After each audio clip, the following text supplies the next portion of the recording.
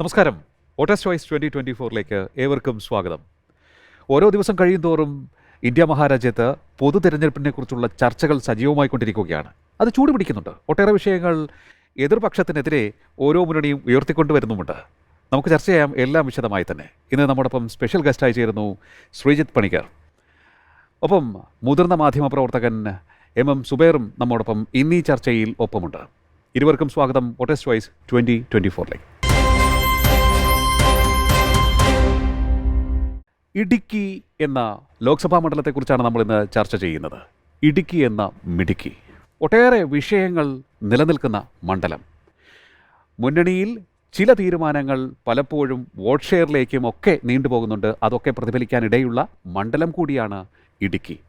ഇടതും വലതും തമ്മിലുള്ള നേരിട്ടുള്ള പോരാട്ടമാണ് ഇവിടെ നടക്കുന്നത് എന്നുള്ള വിലയിരുത്തൽ പൊതുവിൽ വരുന്നുണ്ട്. എന്നാൽ BDJSന്റെ സാന്നിധ്യം കൊണ്ട് തന്നെ NDA പിന്നിലേക്ക് പോകില്ല എന്നൊക്കെ ചില കോണുകളിൽ നിന്നും ഇപ്പോൾ റിപ്പോർട്ട് വരുന്നുമുണ്ട്. നമുക്കെല്ലാം പരിശോധിക്കാം വിശദമായി തന്നെ. ആദ്യം ശ്രീജിത്ത് പണിക്കർ, നമുക്കിപ്പോൾ ഇടുക്കിയിലേക്ക് പോകുമ്പോൾ വളരെ ശക്തമായ UDF സാന്നിധ്യമുള്ള മണ്ഡലം, അവർക്ക് മൃഗീയമായ ഭൂരിപക്ഷത്തിൽ വിജയം സമ്മാനിച്ച മണ്ഡലം. മാറ്റം ഇക്കുറി ഒട്ടേറെ നടക്കും, തിരശ്ശീലയ്ക്ക് പിന്നിൽ എന്നും കേൾക്കുന്നുണ്ട്. എന്ന് തോന്നുന്നു. അല്ല, ഈ മാറ്റം എന്ന് പറയുമ്പോൾ റിസൾട്ടിലുള്ള മാറ്റമാണെങ്കിൽ CPM വളരെ ഡിറ്റർമിൻഡാണ് ഇത്തവണ എന്ന് പറയാം. കാരണം കേരള കോൺഗ്രസ് മാണിയുടെ ഒരു ക്ലെയിം വന്നിരുന്നു, ഇടുക്കി സീറ്റ് ഞങ്ങൾക്ക് വേണം കോട്ടയത്തിനോടൊപ്പം. അപ്പോൾ അത് ഡിനൈ ചെയ്യുന്നതിന് വേണ്ടിയിട്ട് CPM പറഞ്ഞത് ഇടുക്കി ഇത്തവണ തിരിച്ചു പിടിക്കണം, അപ്പോൾ അതുകൊണ്ട് അവിടെ ഞങ്ങളുടെ തന്നെ സ്ഥാനാർത്ഥി എന്ന രീതിയിലാണ്. അതുകൊണ്ടാണ് അത് മാണിക്ക് കൊടുക്കാതിരുന്നത്. അപ്പോൾ നമ്മൾ അങ്ങനെ നോക്കിക്കഴിഞ്ഞാൽ കേരള കോൺഗ്രസ് മാണിക്ക് കുറച്ച് പ്രസൻസ് ഉള്ള ഒരു ബെൽറ്റാണ് എന്ന് നമുക്ക് പറയാം. എന്നിട്ട് പോലും അതിനെ മറികടന്നിട്ട് ഒരു വലിയ ആത്മവിശ്വാസം പ്രകടിപ്പിച്ചുകൊണ്ടാണ് ഇടുക്കി ഇത്തവണ തിരിച്ചു പിടിക്കും എന്ന് CPM പറയുന്നത്. പക്ഷേ നമ്മളൊന്ന് നോക്കിക്കഴിഞ്ഞാൽ ഇടുക്കിയുടെ ഒരു സ്വഭാവം കോൺഗ്രസ്സിന് അനുകൂലമായിട്ടുള്ള ഒരു കാര്യമാണ്. നമ്മൾ ഈ നിയമസഭാ തെരഞ്ഞെടുപ്പുമായി ബന്ധപ്പെട്ട് നോക്കേണ്ടുന്ന കാര്യമില്ല. പക്ഷേ അതല്ല എങ്കിൽ ഇടുക്കിയെ സംബന്ധിച്ചിടത്തോളം മുമ്പൊരിക്കൽ നമ്മൾ തന്നെ പറഞ്ഞതുപോലെ ഒരു പക്ഷേ ഒരു മണ്ഡലവുമായി ബന്ധപ്പെട്ട പോളിസി മേക്കിംഗ് ഏറ്റവും കൂടുതൽ ചർച്ചയാകുന്ന കേരളത്തിലെ ഒരു മണ്ഡലമാണ് ഗാഡ്ഗിൽ വിഷയം. അത് നടപ്പാക്കണോ വേണ്ടയോ, അപ്പോൾ അതിൻ്റെയൊക്കെ പേരിൽ വളരെ ശക്തമായിട്ടുള്ള നിലപാടുകൾ സഭകൾ എടുത്തിട്ടുള്ള ചില സ്ഥാനാർത്ഥികൾ അനഭിമതരാവുകയും അതിൻ്റെ പേരിൽ അവർ മാറ്റി നിർത്തപ്പെടുകയും എന്നാൽ പകരം വരുന്ന സ്ഥാനാർത്ഥി പരാജയപ്പെടുകയും എന്നാൽ അടുത്ത തെരഞ്ഞെടുപ്പിൽ വീണ്ടും ജയിക്കുകയും ഒക്കെ ചെയ്യുന്നത് നമ്മൾ ഇടുക്കിയിൽ കണ്ടിട്ടുണ്ട്. അപ്പോൾ അങ്ങനെ നോക്കിക്കഴിഞ്ഞാൽ വളരെ വ്യക്തമായിട്ടുള്ള രാഷ്ട്രീയമുള്ള ഓരോ സെഗ്മെൻറ്റ് വൈസ് ഓരോരോ ഗ്രൂപ്പുകളായിട്ടുള്ള ആൾക്കാർക്ക് വ്യക്തമായിട്ടുള്ള രാഷ്ട്രീയ അഭിപ്രായമുള്ള പോളിസി മേക്കിങ്ങിൽ കൃത്യമായിട്ടുള്ള അഭിപ്രായമുള്ള ഒരു മണ്ഡലമാണ്. നിലവിലത്തെ സാഹചര്യത്തിൽ കോൺഗ്രസിനെ സംബന്ധിച്ചിടത്തോളം അത് അവരുടെ ഒരു സുരക്ഷിത മണ്ഡലമെന്ന് മോറോർലെസ് പറയാവുന്ന രീതിയിലുള്ള ഒരു മണ്ഡലമാണ്. ഡീൻ കുര്യാക്കോസാണ് നിലവിലത്തെ MP. കോൺഗ്രസിൻ്റെ തന്നെ തീരുമാനമനുസരിച്ച് അദ്ദേഹം തന്നെ വീണ്ടും നിൽക്കാനുള്ള ഒരു സാധ്യതയുമാണ്. അപ്പോൾ അദ്ദേഹത്തിനെ പരാജയപ്പെടുത്താനായിട്ട് LDF ഈ പഴയ പടക്കുതിരികളെ തന്നെ വീണ്ടും കൊണ്ടുവരുമോ, നമ്മൾ മുമ്പ് കണ്ട് ശീലിച്ച രീതിയിലുള്ള ഒരു അംഗം വീണ്ടും ഉണ്ടാകുമോ എന്നുള്ളതാണ് കാണേണ്ടത്. പക്ഷേ എൻ്റെ ഒരു ഗട്ട് ഫീൽ എന്ന് പറഞ്ഞാൽ നിലവിലത് UDFന് കൂടുതൽ പ്രാമുഖ്യമുള്ള ഒരു സീറ്റാണ്. ഇപ്പോൾ BDJSൻ്റെ ഒരു പ്രസൻസ് പറഞ്ഞതുകൊണ്ട് തന്നെ BDJSന് ഒരു പക്ഷേ അവർക്ക് സ്ഥിരമായിട്ടുള്ള സ്ഥാനാർത്ഥികൾ പലപ്പോഴും ഇല്ല. ഇപ്പോൾ ഒരു സമയത്ത് തുഷാർ വെള്ളാപ്പള്ളി ഒരു മണ്ഡലം നോക്കുകയാണെങ്കിൽ ചിലപ്പോൾ അടുത്ത തവണ മറ്റൊരു മണ്ഡലം നോക്കുന്ന രീതിയിലത്തേക്കൊക്കെ മാറിയിട്ടുണ്ട്. അപ്പോൾ അങ്ങനെ നോക്കിക്കഴിഞ്ഞാൽ അവർ ഒരു ഓർഗാനിക് ഗ്രോത്ത് എന്ന രീതിയിലേക്ക് വളരാനായിട്ട് ശ്രമിക്കും എന്നതിന് അവിടെ ആരും ശ്രദ്ധിക്കപ്പെടാതെ കിടക്കുന്ന ഒരു ഈഴവ വിഭാഗം ഉണ്ടെന്ന് തോന്നുന്നു. ഇടതുപക്ഷത്തിൽ നിന്നും അകന്നു നിൽക്കുന്നവരാണെന്നും വിലയിരുത്തുന്നത്. അതെ. അപ്പോൾ അങ്ങനെയുള്ളതിനെ ഒന്നും കൺസോളിഡേറ്റ് ചെയ്യാനുള്ള ഒരു ശ്രമം അവിടെ നടക്കും. പക്ഷേ അവിടെ പ്രധാനമായിട്ട് നടക്കുന്ന മത്സരം LDF UDF തമ്മിൽ തന്നെയാണെന്നുള്ളതിൽ സംശയമില്ല. ഇതിപ്പോൾ ഈ പോളിസി മേക്കിംഗ് അതൊരു പ്രധാനപ്പെട്ട വിഷയം. ഇപ്പോൾ ശ്രീ സൂചിപ്പിച്ച പോലെ തന്നെ വരാനുള്ള സാധ്യതയില്ലേ? കാരണം ഈ ഭൂവിനിയോഗ ബില്ലുമായി ബന്ധപ്പെട്ടായാലും കർഷകരുടെ വിഷയമാണെങ്കിലും ഒക്കെ അല്ലയോ പറയുന്ന രണ്ട് കാര്യവും പ്രധാനപ്പെട്ട സംഭവങ്ങളാണ്. കാരണം ഈ ഇടുക്കിയെ സംബന്ധിച്ചിടത്തോളം കർഷകരും കത്തോലിക്ക സഭയുമാണ്, കത്തോലിക്കരുമാണ് അവിടുത്തെ ബഹുഭൂരിപക്ഷവും വോട്ടർമാരെന്ന് പറയുന്നത്. അതിൽ കർഷകരിൽ തന്നെ കുടിയേറ്റക്കാരാണ് കൂടുതലും. അപ്പോൾ അങ്ങനെ വരുമ്പോൾ ഈ പറഞ്ഞതുപോലെ ഈ ഭൂനിയമം എങ്ങനെ അവിടെ അപ്പോൾ LDF ഗവൺമെൻറ് പറയുന്നത് അവർ നിയമം പാസ്സാക്കി, നിയമസഭയിൽ പാസ്സാക്കി കഴിഞ്ഞു. ഗവർണർ ഒപ്പിടാത്തതുകൊണ്ടാണ് അത് നിയമമായിട്ട് നടപ്പാക്കാൻ പറ്റാത്തത്. അപ്പോൾ ഗവർണറാണ് ഇപ്പോൾ പ്രതിപട്ടികയിൽ നിൽക്കുന്ന ഒരാൾ. അപ്പോൾ ഗവർണർ ഇത് ഒപ്പിടുമോ ഇല്ലയോ എന്നുള്ളതാണ്. അപ്പോൾ കർഷകരെ സംബന്ധിച്ചിടത്തോളം അവർക്ക് അവരുടെ വസ്തുക്കൾക്ക് രേഖകൾ വേണം. എന്തെങ്കിലും ഒരു ലോൺ എടുക്കണമെങ്കിൽ തന്നെ അവർക്ക് വ്യക്തമായ രേഖയുണ്ടെങ്കിൽ മാത്രമേ അതിലോട്ട് പോകാൻ കഴിയൂ. പക്ഷേ അങ്ങനെ ഒരു സാഹചര്യത്തിൽ ഇപ്പോൾ പോകാൻ കഴിയാത്തൊരവസ്ഥയിലാണ് കർഷകർ. അപ്പോൾ ഇത് മേക്കപ്പ് ചെയ്യാൻ വേണ്ടി ഈ എന്തുകൊണ്ട് ജനങ്ങളെ കബളിപ്പിക്കാൻ വേണ്ടി LDF ഇങ്ങനെ ഒരു നിയമം കൊണ്ടുവന്നു എന്നുള്ളത് പ്രചരണമാക്കാൻ പോവുകയാണ് UDF. അപ്പോൾ ഈ പറയുന്നത് പോലെ ശ്രീജിത്ത്, ഞാൻ ചോദിക്കുന്ന ഒരു കാര്യം എനിക്ക് തോന്നുന്നത്, ഈ LDFനൊരു പുതിയ മുഖത്തെ കൊണ്ടുവരാൻ അവിടെ കഴിയുമോ? ജോയ്സ് ജോർജ് ആയിരുന്നു കഴിഞ്ഞ അവിടുത്തെ സ്ഥാനാർത്ഥി. ഇനി ഒരു പുതിയ മുഖത്തെ അവിടെ ഇറക്കാൻ അവർക്ക് LDFൻ്റെ കയ്യിലോ CPMൻ്റെ കയ്യിലോ ഒരു സ്ഥാനാർത്ഥി ഉണ്ടോ? എനിക്ക് അങ്ങനെ തോന്നുന്നില്ല. കാരണം അവർ ജോയ്സ് ജോർജിലേക്ക് പോകുന്ന ഒരു സാഹചര്യം തന്നെ എന്തായിരുന്നു എന്നുള്ളത് നമുക്കറിയാം. അപ്പോൾ അതുകൊണ്ട് തന്നെയാണ് ഞാൻ പറഞ്ഞത്, ഈ പഴയ പടക്കുതിരയെ വീണ്ടും കൊണ്ടുവന്ന് നിർത്താനുള്ള ഒരു സാധ്യതയാണോ എന്നുള്ളത്. പലപ്പോഴും ഇങ്ങനെ ഒരു പോളിസി മേക്കിംഗ് ഒരു പ്രധാനപ്പെട്ട വിഷയമാകുന്ന സ്ഥലങ്ങളിലൊക്കെ തന്നെ ആൾക്കാരോട് വിശദീകരിക്കാനായിട്ടുള്ള ഒരു പ്രശ്നമുണ്ടാകുമ്പോഴാണ് ഇങ്ങനെയുള്ള പല കാൻഡിഡേറ്റ്സും രംഗപ്രവേശം ചെയ്യുന്നത് നമ്മൾ കണ്ടിട്ടുള്ളത്. ചില സമയത്ത് ആ ഫോർമുല വിജയിക്കുന്നുണ്ട്, ചില സമയത്ത് അത് പരാജയപ്പെടുകയും ചെയ്യുന്നുണ്ട്. അപ്പോൾ അത് വീണ്ടും ഒരു തുടർച്ചയായിട്ട് വരുന്ന സമയത്ത് ഈ ചോദ്യങ്ങൾക്കൊക്കെ മറുപടി പറയാനായിട്ട് അദ്ദേഹത്തിന് കഴിയുമോ? കാരണം അദ്ദേഹം മുമ്പ് ഈ രംഗത്ത് വന്നിട്ടുള്ളയാളാണ്. അപ്പോൾ നിങ്ങൾ എന്ത് ചെയ്തു എന്ന ഒരു ചോദ്യത്തിന് കൃത്യമായിട്ടുള്ള ഒരു മറുപടി പറയുക എന്നുള്ളത് പ്രധാനമാണ്. പിന്നെ പുതുതായിട്ടൊരാളെ കൊണ്ടുവരുന്ന സമയത്ത് ഈ ഒരു അഡീഷണൽ സ്റ്റെപ്പ് കൂടിയാണ്. ഇപ്പോൾ ജോയ്സ് ജോർജിനെ മണ്ഡലത്തിന് പരിചിതനായിട്ടുള്ള ഒരാളാണ്. പുതിയൊരാളെ കൊണ്ടുവരികയും ആ ആളിത് സ്ട്രഗിൾ ചെയ്യുകയും ചെയ്തു കഴിഞ്ഞാൽ അതൊരു ഈസി വാക്ക് ഓവർ അപ്പുറത്തെ പക്ഷത്തിന് കൊടുക്കുന്നതിന് തുല്യമാകും. അപ്പോൾ നിലവിൽ ജോയ്സ് ജോർജിന് അപ്പുറത്തേക്ക് അവർ പോകുമോ എന്ന കാര്യത്തിൽ പോലും എനിക്ക് വലിയ സംശയമുണ്ട്. ജോയ്സ് ജോർജിനെ കുറിച്ച് ഒത്തിരി ആരോപണങ്ങളും അതും പലതരത്തിലുണ്ട്. അവിടെ ഭൂമി കയ്യേറ്റവും നോക്കൂ, അതിൽ ജോയ്സ് ജോർജിന് നമ്മൾ നേരത്തെ പറഞ്ഞതുപോലുള്ള ചില സാഹചര്യങ്ങളുണ്ട്. ഇപ്പോൾ ഇദ്ദേഹം തന്നെ പറഞ്ഞു, അവിടെയുള്ളത് ആൾക്കാർ ഈ കർഷകരായിട്ടുള്ള ആൾക്കാർ, കാർഷിക പ്രശ്നങ്ങൾ എന്ന് പറയുന്നത് പോലെ തന്നെ പലപ്പോഴും ഇവരൊക്കെ വരുന്ന സമയത്ത് ഇത് പട്ടക്കാരുടെയും പിന്നെ പാറാമടക്കാരുടെയും പ്രശ്നമാണ് എന്ന് പറയുന്ന വിഷയങ്ങളുണ്ട്. അപ്പോൾ ഈ വരുന്ന കാൻഡിഡേറ്റിനെ അനുസരിച്ചിട്ട് നമ്മളിത് കാർഷികമായിട്ടുള്ള വിഷയങ്ങളാണോ അതോ പാറമടയുമായി ബന്ധപ്പെട്ട പ്രശ്നങ്ങളാണോ, നമ്മൾ ഈ പറയുന്നത് പോലെ വനഭൂമിയുമായി ബന്ധപ്പെട്ട പ്രശ്നങ്ങളാണോ, പട്ടയത്തിൻ്റെ പ്രശ്നങ്ങളാണോ, അവിടുത്തെ പ്രാദേശികമായിട്ടുള്ള സുരക്ഷിതത്വത്തിൻ്റെ പ്രശ്നമാണോ, അരിക്കൊമ്പൻ വിഷയങ്ങൾ പോലെയുള്ള വിഷയങ്ങൾ വരെ വിഷയവും ഉയർന്നു വന്നേക്കാം. കറക്റ്റ്. അപ്പോൾ അങ്ങനെയുള്ള ഒരുപാട് വിഷയങ്ങളുണ്ട്. അപ്പോൾ പോളിസി മേക്കിങ്ങിൻ്റെ കാര്യങ്ങൾ, പിന്നെ കൂടുതലായിട്ട് പ്രാദേശിക കാര്യങ്ങൾ, ഒരുപക്ഷെ ദേശീയ വിഷയങ്ങൾ വരുന്നതിനേക്കാൾ കൂടുതൽ പ്രാധാന്യത്തോടു കൂടി പ്രാദേശിക വിഷയങ്ങൾ, നാട്ടിലുള്ള സെഗ്മെൻറ്റ്സ് ഓഫ് ആൾക്കാരുടെ, കർഷകരായിട്ടുള്ള ആൾക്കാർ, ദുരിതമനുഭവിക്കുന്ന ആൾക്കാർ, ഇങ്ങനെയുള്ള ആൾക്കാരുടെ പ്രശ്നങ്ങൾ ഒരു ലോക്സഭാ തെരഞ്ഞെടുപ്പിൽ കൂടി ഏറ്റവും വലിയ വിഷയമാകാൻ സാധ്യതയുള്ള കേരളത്തിലെ മണ്ഡലങ്ങളിലൊന്നും അതുകൊണ്ട് തന്നെ ഇടുക്കിയായി പോകാം എന്നാണ് എനിക്ക് തോന്നുന്നത്. എനിക്ക് തോന്നുന്നു ഒട്ടേറെ വിമർശനം ഇടതുപക്ഷം നേരിടുന്ന ഈ കയ്യേറ്റ വിഷയത്തിലൊക്കെ തന്നെ ഭീകരമായിട്ടുള്ള ആരോപണങ്ങളും ഒപ്പം തന്നെ വിഷയങ്ങളും ഉയർന്നു വന്നിട്ടുണ്ടെന്ന് തോന്നുന്നു. കയ്യേറ്റം എന്ന് പറഞ്ഞാൽ പാർട്ടി ഓഫീസ് സ്ഥാപിക്കുന്നതിന് തന്നെ കയ്യേറ്റം നടത്തിയാണ് ഇത് ഇരിക്കുന്നു. അതാണ് ഇപ്പോൾ കളക്ടർ തന്നെ ഇപ്പോൾ സ്റ്റേ ചെയ്തിരിക്കുകയാണ്. അവിടുത്തെ പാർട്ടി ജില്ലാ കമ്മിറ്റി ഓഫീസിൻ്റെ നിർമ്മാണ പ്രവർത്തനങ്ങൾ തടഞ്ഞു വെച്ചിരിക്കുകയാണ്. അപ്പോൾ അങ്ങനെ വരുമ്പോൾ കയ്യേറ്റത്തിനെ സഹായിക്കണോ അതോ അല്ലെങ്കിൽ നിയമപരമായ കാര്യങ്ങളിലേക്ക് മുന്നോട്ട് പോകണമോ എന്നുള്ളതിന് ഒരു അല്ല, ഇതൊരു വളരെ റെലവൻ്റ് ആയിട്ടുള്ള കാര്യമാണ്. ഇതിൻ്റെ മറുപടി പറയാൻ CPM സ്ട്രഗിൾ ചെയ്യുന്നത് PV അൻവറിൻ്റെ കേസ് കൊണ്ട് തന്നെ മനസ്സിലാക്കുന്ന കാര്യമാണ്. കാരണം നമ്മുടെ നാട്ടിൽ വളരെ കൃത്യമായിട്ട് LDF എല്ലാ കാലവും ക്ലെയിം ചെയ്യുന്ന ഞങ്ങളിവിടെ എങ്ങനെയാണ് ഭൂമി വിനിയോഗിക്കേണ്ടത് എന്നതുമായി ബന്ധപ്പെട്ട നിയമങ്ങളുണ്ട്. അപ്പോൾ അതുകൊണ്ട് കൈവശാവകാശം എത്രയാണ് എന്നൊക്കെ പറയുന്ന സമയത്ത് തന്നെ വ്യക്തമായിട്ടുള്ള ലാൻഡ് റെക്കോർഡ്സോടുകൂടി നമ്മുടെ നാട്ടിലുള്ള ലാൻഡ് റെക്കോർഡ്സ് ബ്യൂറോ ഒക്കെ തന്നെ പറയുകയാണ്, ദാ ഇങ്ങനെ ഒരാളിൻ്റെ കയ്യിൽ ഇതേപോലെ ഭൂമിയുണ്ട്, അത് പിടിച്ചെടുക്കേണ്ടതാണ് എന്ന് പറയുന്ന സമയത്ത് മുഖ്യമന്ത്രിയോടക്കം ചോദ്യം വരുന്ന സമയത്ത് അദ്ദേഹം പ്രതികരിക്കുന്നത് എങ്ങനെയാണ്? നോക്കൂ, നിങ്ങൾക്കിതൊരു വിഷയമാക്കാനുള്ള താല്പര്യമുണ്ട് എന്ന് എനിക്കറിയാം, ഞാനതിന് വഴങ്ങിത്തരില്ല എന്നാണ് പറയുന്നത്. അപ്പോൾ ആ വിഷയത്തിലൊരു മെറിറ്റ് ഉണ്ട് എന്നതിനെ അവിടെ തമസ്കരിച്ചുകൊണ്ട് അതിനെ പൂർണ്ണമായും ഒരു പൊളിറ്റിക്കലായിട്ടുള്ള ഒരു ക്യാമ്പയിനാണ് തൻ്റെ സർക്കാരിനെതിരെ എന്ന രീതിയിലത്തേക്ക് കാണാനായിട്ട് മുഖ്യമന്ത്രി ശ്രമിക്കുകയാണ്. ഞാൻ പറയുന്നത് കേരളത്തിലുള്ള എല്ലാ ആൾക്കാർക്കും ഏകദേശം ബോധ്യമായിരിക്കുന്ന ഒരു വിഷയത്തിൽ, വളരെ കൃത്യമായിട്ടുള്ള നിയമ നടപടികൾ എടുത്തിരിക്കുന്ന ഒരു വിഷയത്തിൽ പോലും ഈ സമീപനമാണ് സംസ്ഥാന സർക്കാരിൻ്റെ ഭാഗത്തു നിന്നുണ്ടാകുന്നത് എങ്കിൽ അതിനെ നിയന്ത്രിക്കുന്ന ഒരു പാർട്ടിയുടെ ഭാഗത്തു നിന്ന് മറ്റു വിഷയങ്ങൾ എങ്ങനെ ന്യായീകരിക്കാൻ കഴിയും? ഇപ്പം അവിടുത്തെ പട്ടയം, എത്രയോ കാലമായിട്ട് ഈ പട്ടയവുമായി ബന്ധപ്പെട്ടുള്ള പ്രശ്നങ്ങളുണ്ട്. അതേപോലെ തന്നെ ഈ വനഭൂമി എത്ര, വനഭൂമിയിൽ നിന്ന് സാധാരണ ആൾക്കാർക്ക് താമസിക്കാനുള്ള ആ ദൂരം, പരിധികൾ, ഇതൊക്കെ ഇവിടെ ബാധകമാണോ, ഇതൊക്കെ റിലാക്സ് ചെയ്യുമോ, ഈ കാര്യത്തിലൊക്കെ ആര് ലീഡ് എടുക്കുന്നു, കേന്ദ്ര പോളിസിയുമായി ബന്ധപ്പെട്ട് ആര് ചർച്ചയ്ക്ക് പോകുന്നു, ആരാണ് അനുകൂലമായിട്ടുള്ള തീരുമാനങ്ങൾ എടുക്കുന്നത് എന്നതുമായി ബന്ധപ്പെട്ട് വളരെ വലിയ രീതിയിലുള്ള ആശങ്കയുണ്ട്. ഞാൻ പറഞ്ഞത് ഈ ഒരു ആശങ്ക സാധാരണക്കാരായിട്ടുള്ള ആൾക്കാർക്കുൾപ്പെടെയുണ്ട്. അപ്പോൾ സാധാരണക്കാരായിട്ടുള്ള ആൾക്കാർ, കൃഷിക്കാരായിട്ടുള്ള ആൾക്കാർ, മലയോര മേഖലയിലുള്ള ആൾക്കാർ, ഇവരുൾപ്പെടെ വിവിധ സഭകളിലുള്ള ആൾക്കാർ, എല്ലാവർക്കും ഒരേപോലെ ബാധകമായിട്ടുള്ള വിഷയങ്ങളാണ്.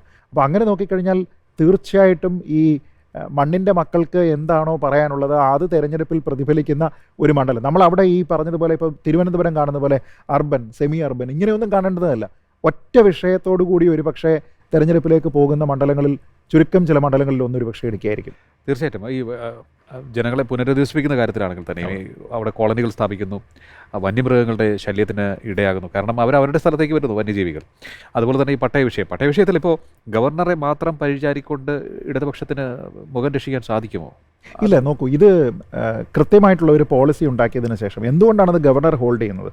ഗവർണർ ഹോൾഡ് ചെയ്യുന്നത് അതിൻ്റെ പേരിൽ ചോദ്യങ്ങളുള്ളത് കൊണ്ടാണ്. അപ്പോൾ അതിനെപ്പറ്റി വിശദീകരിച്ച് കൊടുക്കുന്നതിന് വേണ്ടിയിട്ട് ഇവിടെ ആൾക്കാർക്ക് കഴിയുന്നില്ല. പിന്നെ ഇതുമായി ബന്ധപ്പെട്ട് നമ്മുടെ വിവിധ വകുപ്പുകളുടെ ഏകോപനം പലപ്പോഴും കൃത്യമായിട്ട് നടക്കുന്നില്ല. ഒരു വനം വകുപ്പ് ഇവിടെയുണ്ട്. വനം വകുപ്പ് ഈ കാര്യത്തിൽ എന്താണ് വനം വകുപ്പിൻ്റെ പോളിസി എന്നുള്ള കാര്യത്തിൽ അറിയത്തില്ല. ഇപ്പോൾ നമ്മുടെ നാട്ടിൽ ഒരു വന്യജീവി ആക്രമണം ഉണ്ടാകുന്നു. വന്യജീവി ആക്രമണം ഉണ്ടാകുന്ന സമയത്ത് നമ്മുടെ നാട്ടുകാർ തന്നെ രണ്ട് പക്ഷമാണ്. ഇത് നാച്ചുറലായിട്ടുള്ള ആവാസ വ്യവസ്ഥയെ മനുഷ്യൻ കൈയേറിയതുകൊണ്ട് ഇത് വരികയാണ്, അപ്പോൾ ഇതിൻ്റെ ഒരു എന്താ നമ്മൾ പറയുന്നത് പോലെ അതിൻ്റെ ഒരു ആഫ്റ്റർ ഇഫക്റ്റ് ആണ് എന്ന രീതിയിൽ പറയുന്ന ആൾക്കാരുണ്ട്. അങ്ങനെയല്ല, കൃത്യമായി ഡിമാർക്കേറ്റ് ചെയ്തിരിക്കുന്ന മേഖലകൾ ഉണ്ടാകണം, അവിടെ സുരക്ഷിതമായിട്ട് മനുഷ്യന് ജീവിക്കാനുള്ള അവകാശം ഉണ്ടാകണം എന്നൊക്കെ തന്നെ രണ്ട് വിഭാഗം ആൾക്കാർ തന്നെ പറയുന്നുണ്ട്. ഞാൻ പറയുന്നത് ഇതിൽ കൃത്യമായിട്ടുള്ള ഒരു പോളിസി ഉണ്ടാകേണ്ടത് സർക്കാരിൻ്റെ ഭാഗത്തു നിന്നാണ്. നമ്മുടെ നാട്ടിൽ ഈ വിഷയത്തിൽ പോലും സർക്കാരിന് കൃത്യമായ ധാരണയില്ല. ഏതെങ്കിലും ഒരു വന്യജീവി ഇവിടെ ഇറങ്ങിക്കഴിഞ്ഞാൽ അതിനെ മയക്കുവെടി വെക്കണോ വേണ്ടയോ, ഈ കാര്യത്തിൽ പോലും കേസ് ബൈ കേസ് ആലോചനയാണ്. അപ്പോൾ ഈ കാര്യത്തിൽ കൃഷി നശിപ്പിക്കുന്ന, ഇപ്പം നമ്മളീ പറയുന്ന ജനവാസ കേന്ദ്രങ്ങളിലേക്ക് വരുന്ന ആനകളുടെ കാര്യം മാത്രമല്ല, കൃഷി നശിപ്പിക്കുന്ന മൃഗങ്ങളുണ്ട്. അതെ. അപ്പോൾ ഈ കൃഷി നശിപ്പിക്കുന്ന മൃഗങ്ങൾ എന്ന് പറയുന്നത് അവിടുത്തെ സ്ഥിരമായിട്ടുള്ള കംപ്ലൈൻ്റ് ആണ്. അപ്പോൾ ഇതിനൊക്കെ എന്തൊക്കെ ചെയ്യാം, ഇതിന് സയൻസിനെ കൂടി ഉപയോഗിച്ചുകൊണ്ട് എന്തൊക്കെ മാർഗ്ഗങ്ങളാണ് ഇംപ്ലിമെൻ്റ് ചെയ്യാൻ പറ്റുന്നത് എന്ന കാര്യത്തിൽ ഒരുപക്ഷെ ഒരു മുന്നണിയും കൃത്യമായ രീതിയിലുള്ള ഇടപെടൽ നടത്തിയിട്ടില്ല. തീർച്ചയായിട്ടും ഈ കേരളത്തിൽ ഉടനീളം നോക്കുകയാണെങ്കിൽ കൃഷിക്കാരുടെ വിഷയം ഇതൊരു രാഷ്ട്രീയം അല്ല എന്ന രീതിയിലേക്ക് പോവുകയാണ്. ഇത് ഒരു പൊളിറ്റിക്സ് അല്ലേ? ജനങ്ങളുടെ വിശപ്പിനെ ബാധിക്കുന്ന വിഷയം, ജനങ്ങളുടെ മുന്നോട്ട് പോക്കിനെ ബാധിക്കുന്ന വിഷയം, നിലനിൽപ്പിനെ തന്നെ ബാധിക്കുന്ന വിഷയമാണ്. ഇലക്ഷന് ഈ ഒരു വിഷയത്തിൽ അവർക്ക് എനിക്ക് തോന്നുന്നില്ല കൃത്യമായ ഒരു മറുപടി പറയാൻ സാധിക്കുമെന്നല്ലേ? ഇല്ല, അത് മറുപടി പറയാൻ സാധിക്കില്ല. കാരണം ഇത് രണ്ട് രീതിയിലുള്ള പ്രശ്നമാണ്. അതായത് മനുഷ്യൻ്റെയും മൃഗങ്ങളുടെയും കോമൺ പ്രശ്നമാണ്. അപ്പോൾ ഇത് നമുക്ക് ഇതിൽ ഏതെങ്കിലും ഒരു പക്ഷത്ത് നിന്നുകൊണ്ട് തീരുമാനമെടുക്കാൻ പറ്റില്ല. ഈ ഗാഡ്ഗിൽ റിപ്പോർട്ടൊക്കെ തന്നെ പ്രസക്തമാകുന്നത് അതുകൊണ്ടാണ്. നമ്മൾ പരിസ്ഥിതിയെ മറന്നുകൊണ്ട് പൂർണ്ണമായും ഈ വനനശീകരണം എന്ന് പറയുന്നത് ഇന്നത്തെ കാലത്തെ ഒരു യാഥാർത്ഥ്യമാണെന്ന് അംഗീകരിച്ചുകൊണ്ട് മുന്നോട്ട് പോയാൽ നാളെ നമുക്ക് ജീവിക്കാനുള്ള ഒരു സാഹചര്യം തന്നെ ഉണ്ടാവില്ല. അപ്പോൾ ഇതിനൊരു ഫൈൻ ബാലൻസ് ഉണ്ട്. ഈ ഫൈൻ ബാലൻസ് എങ്ങനെ കണ്ടെത്താം? അതുകൊണ്ടാണ് ഞാൻ പറഞ്ഞത് സയൻസിനെ കൂടി സ്വീകരിച്ചുകൊണ്ട് സയൻറ്റിഫിക് ആയിട്ടുള്ള മാർഗ്ഗങ്ങൾ വഴി ഇതിനൊരു കറക്റ്റ് ബാലൻസ് കണ്ടെത്താനായിട്ട് നമ്മൾ ശ്രമിക്കുന്നില്ല. ഇത് ശ്രമിക്കാതിരിക്കുന്നതിൻ്റെ ഒരു സ്ട്രഗിൾ ഒരു ഭാഗത്ത് നിൽക്കുന്നുണ്ട്. ഇതിനോടൊപ്പം തന്നെ രാഷ്ട്രീയ വിഷയങ്ങളുണ്ട്. ഒരുപക്ഷെ കേരളത്തിൽ ഏറ്റവും കൂടുതൽ ശക്തമായി ചർച്ച ചെയ്യപ്പെട്ട മറിയക്കുട്ടിച്ചേട്ടത്തിയുടെ ഉൾപ്പെടെയുള്ള വിഷയങ്ങൾ വരുന്ന അതിന് വലിയ രീതിയിലുള്ള ഒരു ഇംപ്ലിക്കേഷനുള്ള ഒരു ഭൂമികയാണ് ഈ ഇടുക്കി എന്ന് പറയുന്നത്. അപ്പോൾ ഇതെല്ലാം കൂടെ ചേർന്ന് വരുന്ന സമയത്തേക്ക് ഇതെല്ലാം കൂടെ ഒരു പ്ലേറ്റിൽ ഹാൻഡിൽ ചെയ്യാനായിട്ട് LDFന് കഴിയുമോ എന്നുള്ളതാണ് അവിടുത്തെ പ്രധാനപ്പെട്ട പ്രശ്നം. മറ്റൊന്നും കൂടിയുണ്ട്, ഈ വണ്ടിപ്പെരിയാർ വിഷയം. ഇതിപ്പോൾ ഒരു ലോക്കൽ ഇഷ്യൂ മാത്രമായിട്ട് കാണാൻ പറ്റുമോ? നമ്മുടെ കേരളത്തിൽ മൊത്തം ചർച്ച ചെയ്ത വിഷയമാണ്. ഇതൊരു ലോക്സഭയിലും അതൊരു പ്രചരണ വിഷയമാവില്ലേ? അല്ല, തീർച്ചയായിട്ടും. കാരണം നമ്മുടെ നാട്ടിൽ ഇപ്പോൾ LDF സർക്കാരിൻ്റെ ഒരു പോളിസി തന്നെ ഇപ്പോൾ ഒന്നാം പിണറായി സർക്കാർ കംപ്ലീറ്റ് ചെയ്തതിന് ശേഷം 2021 തെരഞ്ഞെടുപ്പിലേക്ക് പോകുന്ന സമയത്ത് ഓരോ വകുപ്പിൻ്റെയും നേട്ടങ്ങൾ എന്ന രീതിയിലത്തേക്ക് ഇവർ കാണിച്ചിരുന്ന കുറേയധികം കാര്യങ്ങളുണ്ടായിരുന്നു. അപ്പോൾ ആ കാര്യങ്ങളിൽ വളരെ പ്രധാനമായിട്ട് അവർ കാണിച്ച ഒന്ന്, ഇവിടെ പെൺകുട്ടികൾക്ക് ആത്മവിശ്വാസത്തോടു കൂടി ജീവിക്കാൻ കഴിഞ്ഞ 5 വർഷങ്ങൾ എന്നായിരുന്നു. അപ്പോൾ അതിൻ്റെ പിന്നാലെയാണ് നമ്മൾ ഈ വണ്ടിപ്പെരിയാർ വിഷയം കാണുന്നത്. അപ്പോൾ വണ്ടിപ്പെരിയാർ വിഷയം കാണുന്ന സമയത്ത് അത് പൊളിറ്റിസൈസ് ചെയ്യേണ്ടുന്ന ഒരാവശ്യവുമില്ല. നേരെ മറിച്ച് അതിലൊരു വളരെ കൃത്യമായിട്ടുള്ള ഒരു സ്വാഭാവിക നീതി എങ്ങനെയാണ് നടപ്പാക്കേണ്ടത്, ഒരു സർക്കാർ സംവിധാനം എങ്ങനെയാണ് നിൽക്കേണ്ടത് എന്നതുമായി ബന്ധപ്പെട്ട് കൃത്യമായിട്ട് വിശദീകരിക്കാനോ ആ വിഷയത്തിൽ ഒരുപക്ഷെ അതിലുണ്ടായിരിക്കുന്ന തീരുമാനം, കോടതിയുടെ തീരുമാനം പോലും എങ്ങനെയാണത് വരാനുണ്ടായ സാഹചര്യം എന്നതുമായി ബന്ധപ്പെട്ട് നാട്ടുകാർ തന്നെ തൃപ്തരല്ല. അപ്പോൾ ഇവിടെ ജസ്റ്റിസ് ഡെലിവേർഡ് ആണോ ഇല്ലയോ എന്ന കാര്യത്തിൽ പോലും വളരെ വലിയ രീതിയിലുള്ള ആശങ്കകൾ നിലനിൽക്കുന്നുണ്ട്. അപ്പോൾ അതൊരു പൊളിറ്റിക്സ് അവിടെ തുടക്കത്തിൽ തന്നെ ആ വിഷയത്തിൽ സർക്കാരിനൊരു പാളിച്ച സംഭവിച്ചില്ല. കാരണം അന്വേഷണം വഴിതിരിച്ചു വിടുന്നതിനുള്ള ഒരുപാട് ശ്രമങ്ങൾ അതിൻ്റെ ഭാഗത്തുണ്ട്. അപ്പോൾ കോടതിക്ക് കിട്ടുന്ന തെളിവുകളുടെ അടിസ്ഥാനത്തിലാണല്ലോ കോടതി ഇത് ചെയ്യുന്നത്. പക്ഷേ ഈ വണ്ടിപ്പെരിയാർ വിഷയത്തിലെ അന്വേഷണ ഉദ്യോഗസ്ഥൻ തന്നെ പലതരത്തിലുള്ള മാറ്റങ്ങളാണ് വരുത്തിയിരിക്കുന്നത്. അപ്പോൾ ഞാൻ ഗവൺമെൻറ് ഇടപെടാൻ വൈകിപ്പോയെന്ന് പറയുന്നത് കാരണം കോടതി വിധി വന്നു, പ്രതിയെ വെറുതെ വിട്ടു, പിന്നെ അവിടെ വലിയ പ്രക്ഷോഭം വന്നതിന് ശേഷമാണ് അന്വേഷണ ഉദ്യോഗസ്ഥനെതിരെ ഒരു നടപടി പോലും സ്വീകരിക്കാൻ സർക്കാർ തയ്യാറാണ്. അതെ, അതുകൊണ്ടാണ് ഞാൻ പറഞ്ഞത്. അതായത് ഇപ്പോൾ കോടതിയുടെ മുന്നിൽ കോടതിക്ക് സ്വന്തമായിട്ട് തീരുമാനങ്ങൾ എടുക്കാനായിട്ട് കോടതിക്ക് കുറേയധികം തടസ്സങ്ങളുണ്ട്. കോടതിയുടെ മുന്നിൽ പ്രോസിക്യൂഷൻ കൊണ്ടുവന്നിരിക്കുന്ന കാര്യങ്ങൾ എന്തൊക്കെയാണെന്നുള്ള വെച്ച് നോക്കിയിട്ടാണ് ചെയ്യുക. അപ്പോൾ ഇവിടെ കൃത്യമായിട്ട് നടന്നിരിക്കുന്നത് എന്താണ്, അന്വേഷണ ഉദ്യോഗസ്ഥൻ എന്താണ് ചെയ്യേണ്ടത്, പ്രോസിക്യൂഷൻ എന്താണ് ചെയ്യുന്നത് എന്നതുമായി ബന്ധപ്പെട്ട് ഇത്തരം കാര്യങ്ങളിൽ, കാരണം ഇവിടെ സ്റ്റേറ്റാണ് വാദി, അല്ലാതെ ഈ ആൾക്കാരല്ലല്ലോ, സ്റ്റേറ്റാണ് വാദി. നീതി ഉറപ്പാക്കുക എന്നത് സ്റ്റേറ്റിൻ്റെ ഉത്തരവാദിത്തമാണ്. അവിടെ സ്റ്റേറ്റ് പരാജയപ്പെട്ടു എന്ന കാര്യത്തിൽ സംശയമില്ല. അതുകൊണ്ടാണത് കോടതിയിലേക്ക് പോകുന്നതും എവിഡൻസുകൾ വളരെ വീക്കാവുന്നതും ഈ പ്രതിക്ക് രക്ഷപ്പെടാനുള്ള സാഹചര്യം ഉണ്ടാകുന്നത്. അപ്പോൾ നമ്മൾ കോടതിയെ കുറ്റം പറയുന്നതിൽ ഒരു കാര്യമില്ല. നേരെ മറിച്ച് ഇത് സമൂഹത്തിൽ ഉണ്ടാക്കുമ്പോൾ കോടതി വിധി ഇങ്ങനെയാണ് പോയത്, അതിന് കാരണക്കാർ ഈ ഉദ്യോഗസ്ഥരാണ്, അതിന് ബലമില്ലാതെ പോയ പ്രോസിക്യൂഷനാണ്, ഇവിടെ കൃത്യമായിട്ടുള്ള ഒരു ഓവർസീയിങ് നടക്കാതിരുന്നത് സർക്കാരിൻ്റെ പിടിപ്പുകേടാണ് എന്ന ചിന്ത അവിടെ ഉള്ളതുകൊണ്ടാണ് ഇന്നും അവിടെ ഈ വിധി ഉണ്ടായതിന് ശേഷവും ഇത്തരത്തിലുള്ള മൂവ്മെൻറ്റുകൾ ഉണ്ടാകുന്ന സമയത്ത് അതിന് പിന്നിലേക്ക് അണിനിരക്കാനായിട്ട് അമ്മമാരുണ്ടാകുന്നത്, സ്ത്രീകളുണ്ടാകുന്നത്, സാധാരണക്കാരുണ്ടാകുന്നത്. ഇത്രയും വിഷയം ഉണ്ടായിട്ടും ഈ ഒരു ശക്തമായ ഇടപെടൽ BJPയുടെ ഭാഗത്ത് നിന്ന് അവിടെ ഉണ്ടായിട്ടില്ല. ചിലപ്പോൾ അവർക്ക് വോട്ട് ബാങ്ക് ഇല്ലാത്തതുകൊണ്ടായിരിക്കുമോ? അല്ല, ഇത് നമ്മൾ നേരത്തെ തന്നെ സംസാരിച്ച വിഷയമാണ്. BJPയെ സംബന്ധിച്ചിടത്തോളം നമ്മുടെ നാട്ടിലെ പല ജനകീയ വിഷയങ്ങളിലും ആത്മാർത്ഥമായിട്ടുള്ള ഒരു ഇടപെടൽ ഉണ്ടാകുന്നില്ല. പല വിഷയങ്ങളിലും അവർക്ക് നേരിട്ട് രാഷ്ട്രീയത്തിൽ ഇടപെട്ട് ഇതാണ് ഞങ്ങളുടെ രാഷ്ട്രീയം, ഈ വിഷയത്തിൽ ഇതാണ് ഞങ്ങളുടെ നിലപാട് എന്ന രീതിയിലത്തേക്ക് അവർക്ക് പറയാൻ സാധിക്കും. ആ മേഖലകളിലൊന്നും തന്നെ അവർ ഇടപെടുന്നില്ല. എന്നിട്ട് അതിന് അവസാനം നമ്മൾ കേന്ദ്ര സർക്കാർ ചെയ്യുന്നത് നോക്കൂ, അതിൻ്റെ പേരിൽ വോട്ട് ചെയ്യൂ എന്ന് പറഞ്ഞു കഴിഞ്ഞാൽ ഇലക്ട്രേറ്റ് അങ്ങനെ വോട്ട് ചെയ്യില്ല.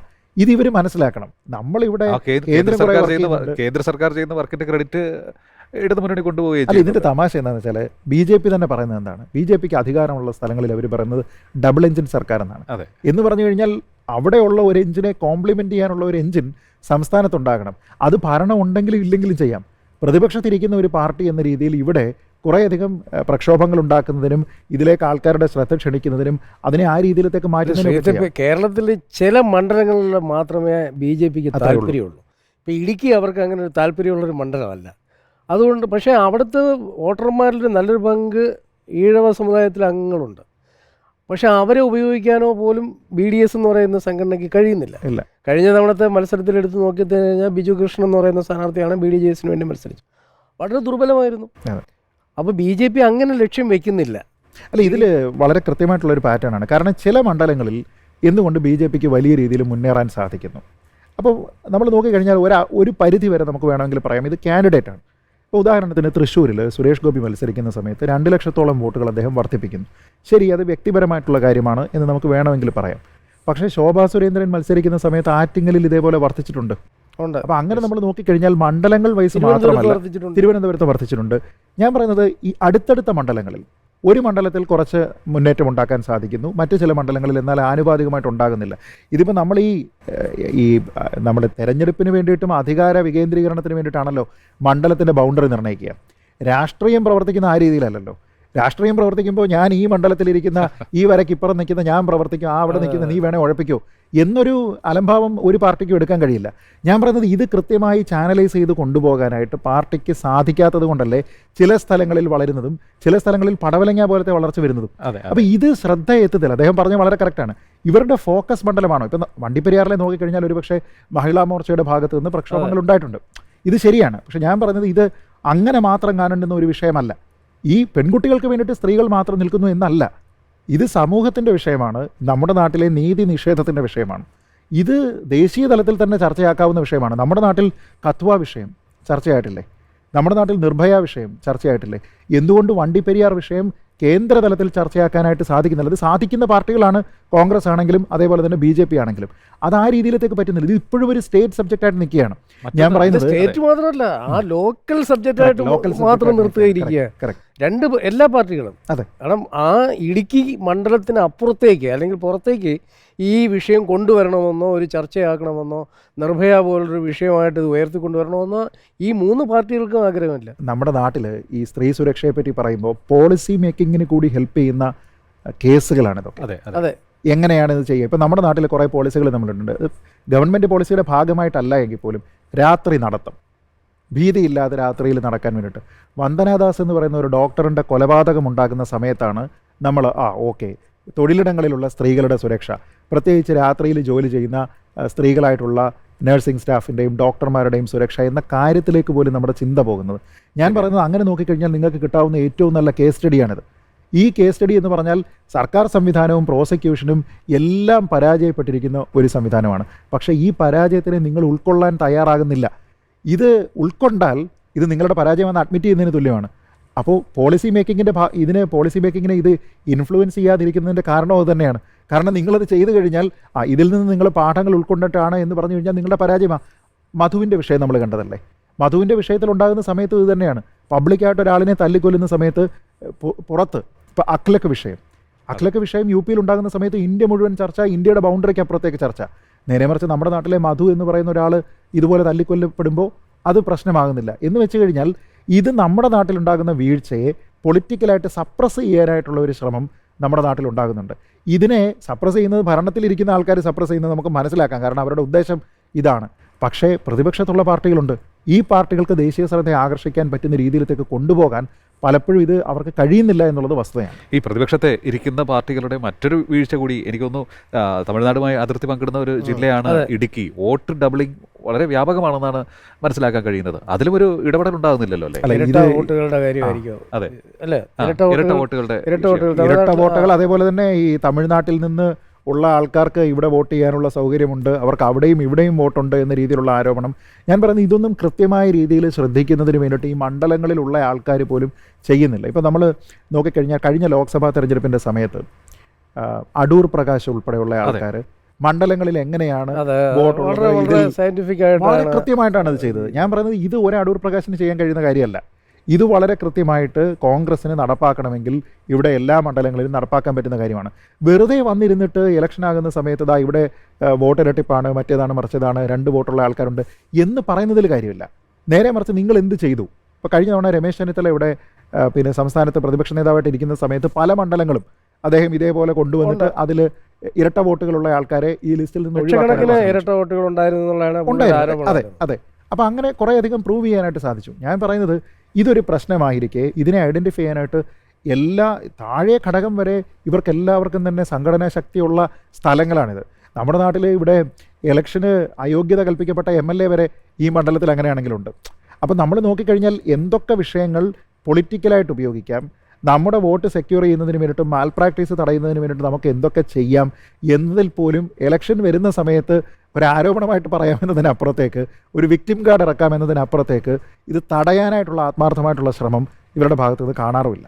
എക്സാക്ട്ലി, തീർച്ചയായിട്ടും ഇടുക്കി മണ്ഡലത്തെ സംബന്ധിച്ച് ഒട്ടേറെ വിഷയങ്ങൾ ദേശീയ ശ്രദ്ധ ആകർഷിക്കേണ്ടതായിട്ടുണ്ട്. എന്നാൽ ഒരു പൊളിറ്റിക്കൽ വില്ലിൻ്റെ കുറവ് കൊണ്ട് അതൊന്നും തന്നെ നടക്കുന്നില്ല. വെറും ലോക്കൽ വിഷയങ്ങളായി അതിനെ താഴ്ത്തിക്കെട്ടുന്ന ഒരു സമീപനം, അതാണ് രാഷ്ട്രീയ പാർട്ടികളുടെ ഭാഗത്തു നിന്നും ഉണ്ടായിക്കൊണ്ടിരിക്കുന്നത്.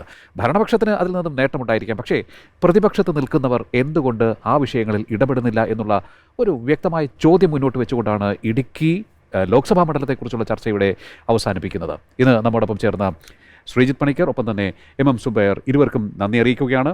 ഇനി മറ്റൊരു ദിവസം മറ്റൊരു മണ്ഡലവുമായി. നമസ്കാരം.